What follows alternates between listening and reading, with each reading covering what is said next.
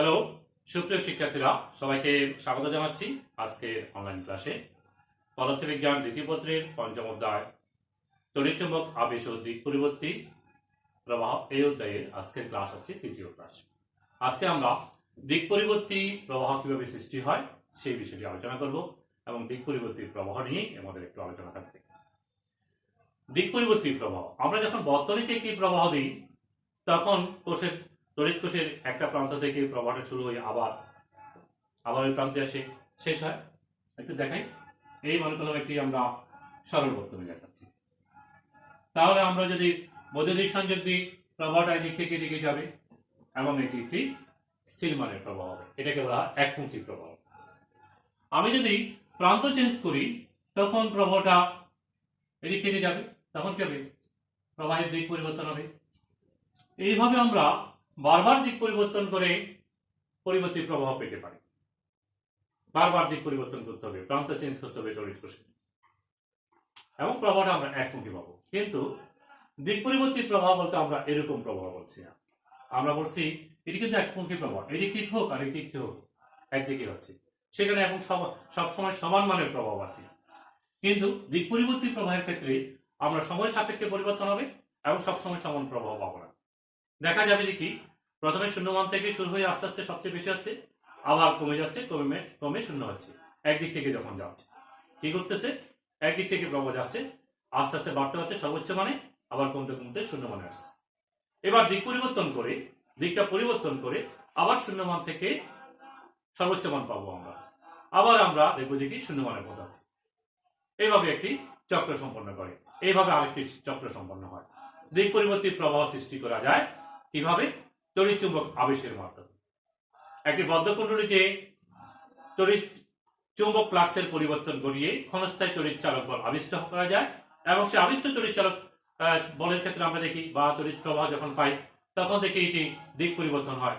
সংখ্যা ফ্লাক্সের সংখ্যা বৃদ্ধিতে যেদিকে হয়, সংখ্যা হ্রাসে তার বিপরীত দিকে হয়, এবং সেখানে ফ্লাক্সের পরিবর্তন ক্রমাগত ঘটাতে হবে, না হলে সেখানে আমরা তড়িৎ চালক শক্তিটা পাবো না, এবং যেটা পাবো সেটি হচ্ছে পরিবর্তী তড়িৎ চালক শক্তি, এবং যার কারণে যে প্রবাহটা পাবো সেটাও হবে পরিবর্তী প্রবাহ। একটি যান্ত্রিক ব্যবস্থা আমরা এখানে দেখাচ্ছি, সেই যান্ত্রিক ব্যবস্থার একটি পর্যবেক্ষণ করো। এখানে একটি ক্ষেত্র চুম্বক দেখাচ্ছি, সেটি হচ্ছে একটি অশ্বক্ষুরাকৃতির চুম্বক। আমরা যে কোনো চুম্বক নিতে পারি, কিন্তু অশ্বক্ষুরাকৃতির চুম্বকের দুই প্রান্তে থেকে আমরা মাঝখানে একটি শক্তিশালী চুম্বক ক্ষেত্র পাই, সেই জন্য অশ্বক্ষুরাকৃতির চুম্বক ক্ষেত্র এখানে প্রয়োগের জন্য একটি অশ্বক্ষুরাকৃতির চুম্বক নিলাম, এন এবং এস দেখতে পাচ্ছি। তার মাঝখানে আমরা একটি আর্মেচার দিয়ে একটি কুণ্ডলী বর্তনীকে ঘুরাবো। আর্মেচার হচ্ছে একটি আয়তাকার, এখানে একটি আয়তাকার একটি কাঁচা লোহার একটি পাটাতল, তার উপরে আমরা কুণ্ডলীটাকে সংযুক্ত করে দিলাম, এবং এই আর্মেচারের সাথে এখানে এই কুণ্ডলীটা এখানে দেখেন দুটা রিং এর সাথে যুক্ত, এগুলিকে বলি আমরা স্প্রিং রিং। স্প্রিং রিং গুলো একইভাবে একই কৌণিক বেগে আর্মেচারের সাথে একই তলে ঘুরতে সক্ষম, ঘুরবে।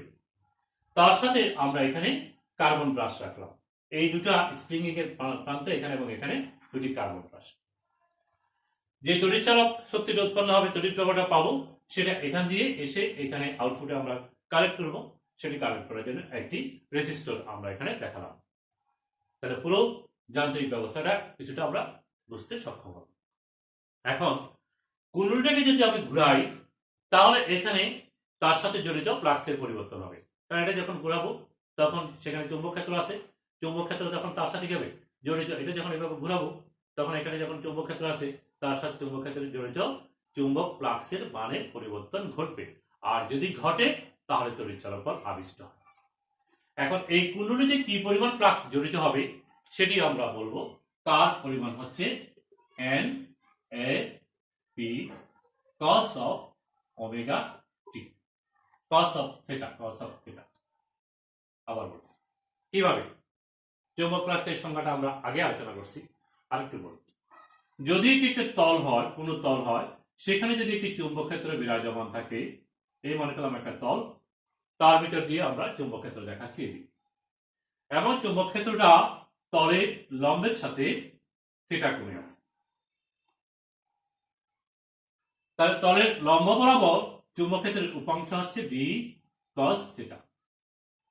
চুম্বক ফ্লাক্সের সংজ্ঞা হচ্ছে তলের ক্ষেত্রফল এবং তলের লম্ব বরাবর চুম্বক ক্ষেত্রের উপাংশের গুণফলকে আমরা বলে থাকি চুম্বক ফ্লাক্স। এই আর্মেচারটাকে যখন এখানে ঘুরাচ্ছি কোথায়, ওই চুম্বক ক্ষেত্রে, সেই চুম্বক ক্ষেত্রের মান হচ্ছে বি, এই ক্ষেত্রফল হচ্ছে আর্মেচার তথা কুণ্ডলীটার ক্ষেত্রফল হচ্ছে এ, এবং আমি তলের সাথে এই তলের সাথে চুম্বক ক্ষেত্রটাকে কিভাবে রাখতেছি, কুণ্ডলী তলের সাথে এটাকে আমি ক্রমাগত ঘুরাচ্ছি। কত কৌণিক বেগে ঘুরাচ্ছি? মনে করলাম ওমেগা কৌণিক বেগে ঘুরাচ্ছি। তো টি সময় পরে তার একটা কৌণিক সরণ হবে, এখান থেকে এভাবে ঘুরবে, তলটা এভাবে ঘুরবে, আর্মেচারটা এভাবে ঘুরবে, এর একটা নির্দিষ্ট সময় তার কৌণিক সরণ হবে।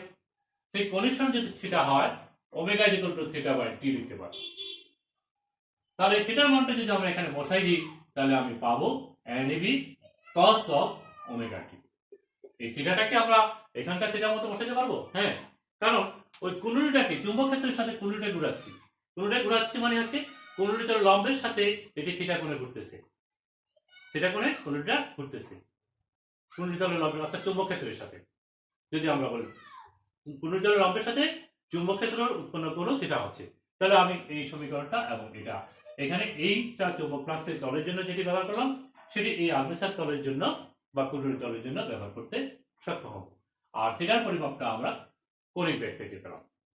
তাহলে আমরা চুম্বক ফ্লাক্সের পরিমাণ পেলাম। আমরা জানি কুণ্ডলীতে আবিষ্ট তড়িৎচালক শক্তির পরিমাণ হচ্ছে ফ্লাক্সের পরিবর্তনের হারের ঋণাত্মক পরের সমানুপাতিক, অর্থাৎ ইজ ইকুয়াল টু হচ্ছে minus d pi by dt. এই সমীকরণটি আমরা এর আগে করছি। যদি বলি ডিটি সময়ে ফ্লাক্সের পরিবর্তন ডিটি হয়, তাহলে আমরা বলতে পারি is equal to minus d pi by dt. এখন আমরা মান বসাবো, তাহলে দেখো d dt of NAB cos of omega t, যদি আমরা ডিফারেন্সিয়েট করি NAB omega sine of omega t হবে। এই সমান আমরা এই সমীকরণটি পাবো। কিভাবে? n হচ্ছে কুণ্ডলীর পাক সংখ্যা, এখানে যে কুণ্ডলীটা রাখলাম আমরা তার কুণ্ডলীর পাক সংখ্যা, আয়তাকার কুণ্ডলী। এ হচ্ছে তার ক্ষেত্রফল, বি হচ্ছে চুম্বক ক্ষেত্র, এগুলো পরিবর্তনশীল নয়, ধ্রুব রাশি। cos ওমেগা টিকে ডিফারেন্সিয়েট করলে হবে মাইনাস সাইন ওমেগা টি, আর মাইনাস সাইন প্লাস হয়ে গেল, এবং এটাকে পার্সিয়াল ডিফারেন্সিয়েট করলে ওমেগাটা গুণন হবে, সেজন্য NAB omega sine of omega t. বোঝা গেছে?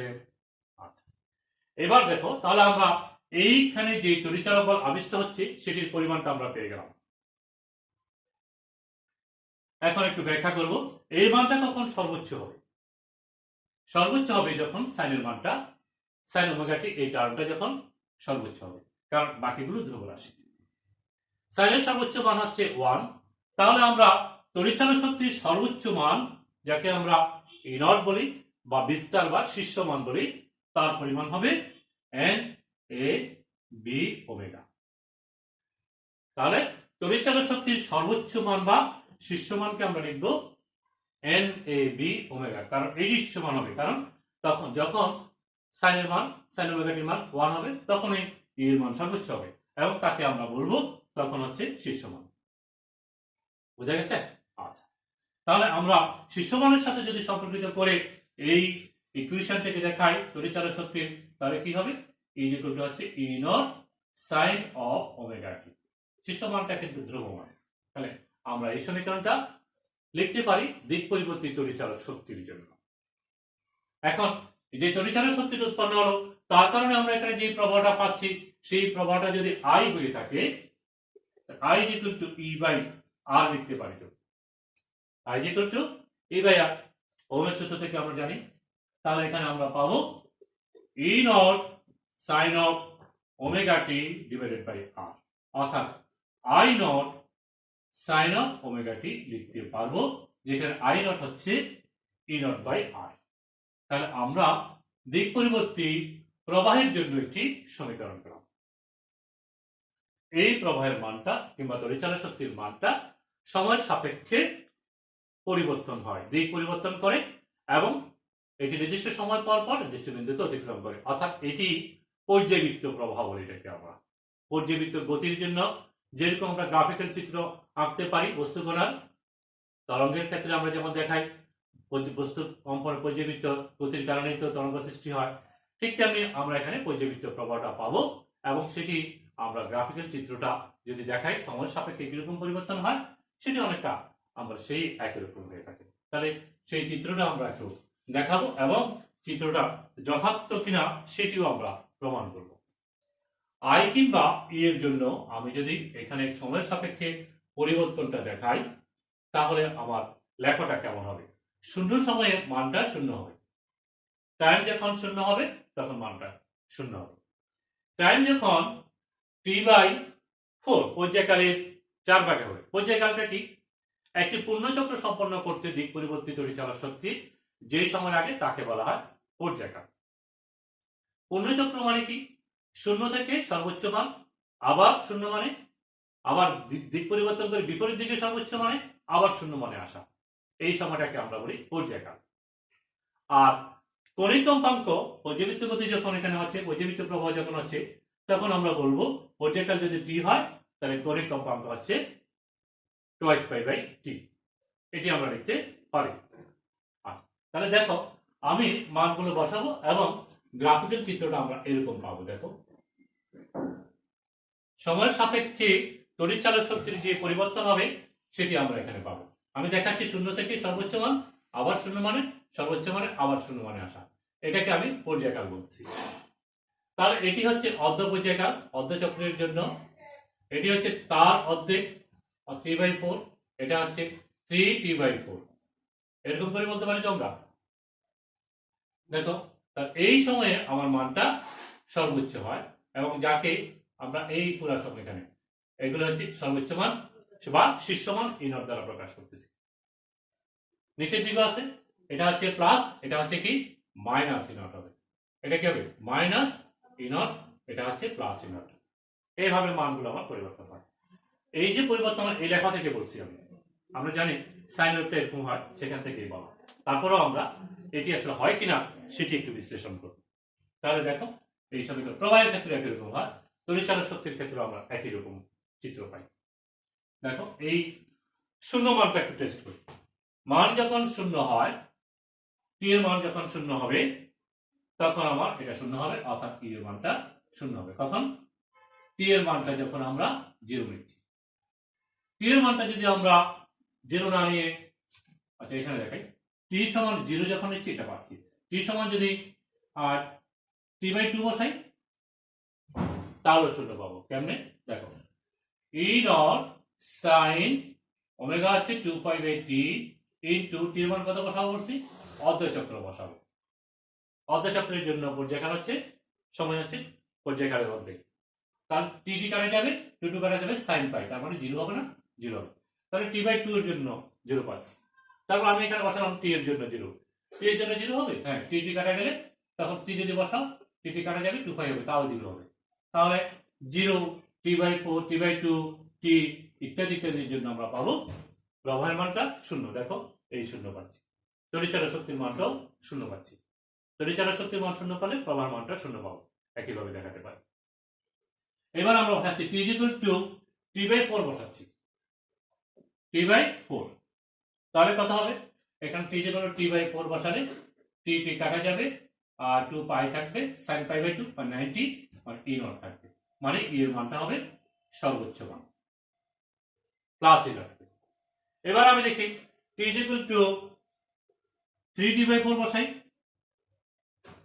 এখানে বসাই, এই মানটা বসাই, তাহলে দেখো 3T/4 বসাই তখন এটা আসবে, এই টি কাটা যাবে, 2 যাবে, 3π/2, অর্থাৎ এটি মাইনাস ই নট হবে। কত হবে? মাইনাস আসবে, মাইনাস ই নট হবে।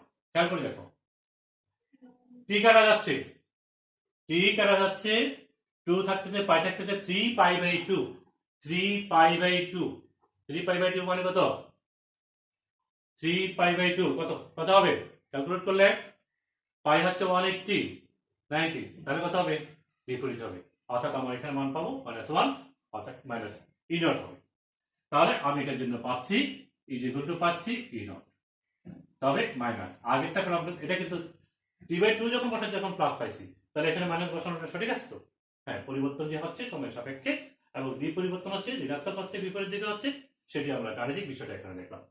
একইভাবে আমরা যদি এই 3π/2 পর যদি আমরা এবার 5π/2 বসাই, 5π/2, 3π/2, 4π/2, 5π/2 বসাই, তাহলে আমরা 5/4 5 বসাই, তাহলে এখানে দেখো 5 p/4 বসালাম। একইভাবে আমরা এখানে পাবো এটি হচ্ছে পজিটিভ। এইভাবে আমরা যদি মানগুলো যে একের পর এক চেঞ্জ করি তখন দেখবো যে আমরা এরকম করে পরিবর্তন হচ্ছে।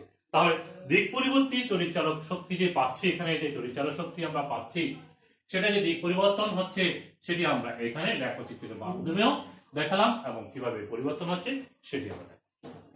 এখন আসো, এই দিক পরিবর্তী প্রভাবটাকে আমরা একই রকম পাবো, একই রকম পাবো। দিক পরিবর্তী প্রভাব I হচ্ছে I0 sin of omega t, আমরা একই ধরনের সমীকরণ পাচ্ছি। তাহলে একই রকম আমরা একইভাবে বিশ্লেষণ করতে পারি, একই রকম পাবো। অর্থাৎ তখন আমি এটা লিখবো -I0, এটা হচ্ছে I0 আর এদিকে আমি I দেখাচ্ছি। সেম ভাবে একইভাবে বিশ্লেষণ করে দেখাতে পারবো, প্রভাবের জন্য একই রকম হয়ে থাকে। তাহলে আজকে আমরা কি আলোচনা করলাম? দিক পরিবর্তী তড়িৎচালক শক্তি কিভাবে সৃষ্টি হয় সেটি, এবং এটি যে সময়ের সাপেক্ষে পরিবর্তন হয়, কখন সর্বোচ্চ মান হয়, কখন সর্বনিম্ন মান হয় সেটি আমরা দেখালাম। এখন বলো, প্রবাহের মানটা কি আমরা কোনটাকে আমরা এখানে প্রবাহ হিসাবে ধরবো? আমি কোনটা বলবো? এখানে তো প্রবাহের মান এখানে একরকম থাকে, এই প্রথমে একরকম থাকে, তারপর আস্তে আস্তে বাড়তে বাড়তে সর্বোচ্চ আবার কমে যায়। তাহলে আমরা যে অল্টারনেটিভ কারেন্ট যেটা পাই, দিক পরিবর্তী প্রবাহ, যেটি আমরা সরাসরি ব্যবহার করে থাকি আমাদের বৈদ্যুতিক লাইট, পাখা, ইলেকট্রিক্যাল যন্ত্রের জন্য ব্যবহার করি, সেখানে প্রবাহটা কি বারবার পরিবর্তন হয়? পরিবর্তন হয় না, দেখা যায় না। পরিবর্তন হয়, দিক পরিবর্তন করে, কিন্তু এটি সেকেন্ডে এত বেশিবার পরিবর্তন হয় তখন আমাদেরকে মনে হয় এটি একমুখী প্রবাহের মতোই আচরণ করে, আসলে কিন্তু দিক পরিবর্তন করে। সেটাকে আমরা বলি দিক পরিবর্তন করে। প্রতি সেকেন্ডে কতবার? 50 বার দিক পরিবর্তন করে। এত বেশি সংখ্যক বার পরিবর্তন করে যে আমাদের মনে হয় না এটি দিক পরিবর্তন করে। ইলেকট্রিক্যাল যন্ত্র সবগুলোকে আমরা অল্টারনেটিভ কারেন্ট বা এসি প্রবাহটা আমরা ব্যবহার করে থাকি। তাহলে সেটা কি? ফ্রিকোয়েন্সি, অর্থাৎ সেটি কার হবে? কম্পাঙ্ক। কম্পাঙ্ক হচ্ছে পর্যায়কালের বিপরীত রাশি। এইভাবে আমরা কম্পাঙ্কটা হিসাব করতে পারি। এখন প্রবাহটাকে আমরা কোনটা নিব? সর্বোচ্চ মানটাকে বিবেচনা করব, কারণ সর্বোচ্চ মান তো অল্পক্ষণের জন্য থাকে। বিপরীত দিকেরটা সেখানে আবার ধনাত্মক ঋণাত্মক হয়, তো শূন্য মান হবে, গড় মান হবে। গড় মান আমরা বিবেচনা করি, গড় বর্গের বর্গমূল মান বিবেচনা করি, কিন্তু প্রতিনিধিত্ব মান হিসেবে আমরা গড় বর্গের বর্গমূল মানকেই বিবেচনা করে থাকি।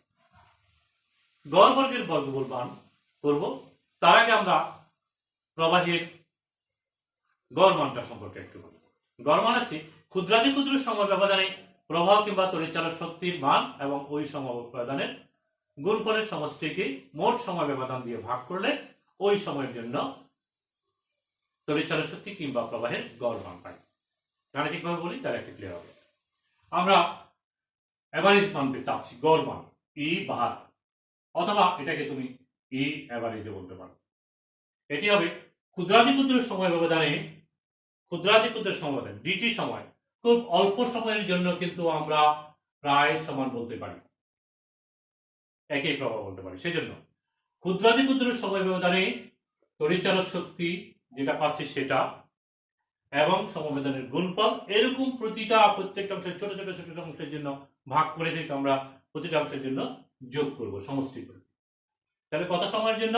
একে পর্যায়কালের জন্য বলি, পূর্ণচক্রের জন্য। তাহলে এই সময়ের জন্য 0 থেকে t, পর্যায়কালের জন্য নিতে পারি, যে কোনো সময়ের জন্য নিতে পারি। আচ্ছা, যে কোনো সময়ের জন্য বলি আমরা 0 থেকে t, তাহলে ওই সময় দিয়ে ভাগ করবো, পর্যায়কাল হলে পর্যায়কালের সময় দিয়ে ভাগ করবো। তাহলে আমরা একটি গাণিতিক সমীকরণ লিখি, E/, হচ্ছে 1/t 0 থেকে t E dt। এটি হচ্ছে দিক পরিবর্তী তড়িৎচালক শক্তির গড় মান নির্ণয়ের সমীকরণ। আবার একইভাবে আমরা প্রবাহের গড় মানটা বলি 1/t 0 থেকে t I dt, অর্থাৎ ক্ষুদ্রাতি ক্ষুদ্র সময় ব্যবধান মানে dt, সেই সময় যে প্রবাহ, সেই প্রবাহটা হচ্ছে I এবং dt এর গুণফল, গুণফলের সমষ্টি, টোটাল সময়, যেই সময়ের জন্য আমরা গড় নিব সেই সময় সমষ্টি, এটাকে ইন্টিগ্রেশনের মাধ্যমে করলাম আমরা, এবং তাকে মোট সময় ব্যবধান দিয়ে ভাগ করব, তাহলে আমরা গড় মানটা পেয়ে যাব তড়িৎচালক শক্তির জন্য এবং প্রবাহের জন্য। কিন্তু আমরা যখন গড় মান নির্ণয় করতে যাই, পূর্ণচক্রের জন্য গড় মানটা আমরা 0 পেয়ে যাই। সেই জন্য আমরা পূর্ণচক্রের জন্য নিই না, অর্ধচক্রের জন্য নেই। পূর্ণচক্রের জন্য এই প্রথম অর্ধচক্রের জন্য যে মানটা পাবো, পরের অর্ধচক্রের জন্য গড় মান যেটা পাবো, একটা ধনাত্মক আর একটা ঋণাত্মক হয়, ফলে দুটো মিলিয়ে শূন্য হয়ে যায়। সেই জন্য গড় মান বলতে আমরা পূর্ণচক্রের জন্য নয়, অর্থাৎ যে কোনো সময়ের জন্য নিতে পারি না, পূর্ণচক্রের জন্য নিতে পারি না, আমরা অর্ধচক্রের জন্য গড় মানটাকেই বিবেচনা করতে হয়। তো নেক্সট ক্লাসে আমরা এই গড় মান, গড় বর্গের বর্গমূল মান, উত্তাপজনিত ক্ষয়, এই সমস্ত, এবং এসি এবং ডিসির মধ্যে আইসি লাইন এবং ডিসি লাইনে কি ধরনের পার্থক্য আছে, ভোল্টেজের পার্থক্য কেমন হয়, সেই সমস্ত বিষয় নিয়ে আলোচনা করার আশা রাখছি। তো আজকের ক্লাসে আলোচনা করলাম কি? আজকের ক্লাসে আমরা আলোচনা করলাম দিক পরিবর্তী তড়িৎচালক শক্তি এবং প্রবাহ কিভাবে সৃষ্টি হয়, সেই প্রবাহ সমীকরণ এবং তড়িৎচালক শক্তির সমীকরণগুলো আমরা ব্যাখ্যা করলাম। বুঝা গেছে? আর সাথে সাথে দিক পরিবর্তী প্রবাহ বা পর্যাবৃত্ত প্রবাহ এটি, তার বিস্তার বা শীর্ষমান কি সেটি জানলাম, তার কৌণিক কম্পাঙ্কটা কি সেটি জানলাম, কম্পাঙ্ক কি সেটি জানলাম, গড় মানের সংজ্ঞাটা আমরা বের করে নিলাম। বুঝা গেছে? তো তোমরা ক্লাসটা ভালো করে দেখবা, আশা করি পরবর্তী ক্লাসে উপস্থিত থাকবে। তো সবাইকে ধন্যবাদ জানিয়ে আজকের ক্লাসে এখানেই সমাপ্তি করছি। আল্লাহ হাফেজ, সবাই ভালো থাকুন।